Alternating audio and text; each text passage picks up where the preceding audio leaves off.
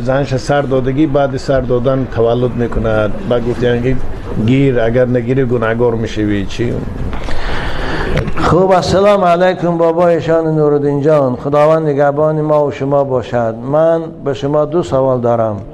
من سال گذشته عائله برپا کردم. ما 1 ماه در وطن زندگی کردیم و بعد از 1 ماه به اینجا آمدیم و این نسبتی من ناحرمتی ها میکرد و گپ های ناجا میگفت تا حتی در دهنم فلان کنم گفته حقارت میکرد. من او را بسیار نصیحت کردم اما او نفهمید و برادری او آمده او را برد و او بعد از 1 ماه به وطن بازگشت.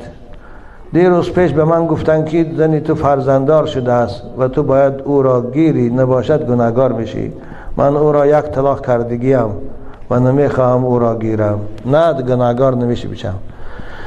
خوب، اگر گیری به خاطر فرزندت، شاید اگر اصلاح شده باشد و توبه کند، عذرخواهی کند، خوب است که همون زنهای فاحشه که در تاجیکستان ما بیوهی که هست کوچه ها پر شده است، همونا بس است که با همسر شما هم بیوه شد در کوچه به صاحب موند. خوب میشه. من دادر از این طرفدار هستم که همسر تگیر، البته وای پشیمان شد دیگر امروز، شاید به خاطر فرزندتان دیگر شما رو به حرمتی نکند، به خاطر فرزندتان شما رو با دوست دارد، فرزندتان تربیه شما در کلان شود و عذابی به پدری نکشد. خوب میشد که گیری او همسری توست، 1 طلاق کرده باشی میتانیش گشته گیری زندگی تان ادامه تی.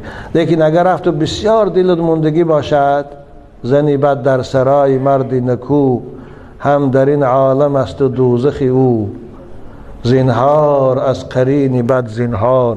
سعدی میگه و قینا ربنا عذاب النار. اگر بسیار خسته شده باشی، گرفتن نخواهی، گناهگار نمیشی. طلاق شریعت رخصت داده است.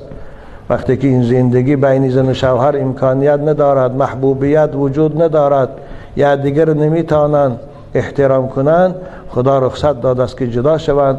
او من کودکی کرده باشه که عده‌اش بود شده است میتونه شوهر کنه، شما میتونی زن گیری.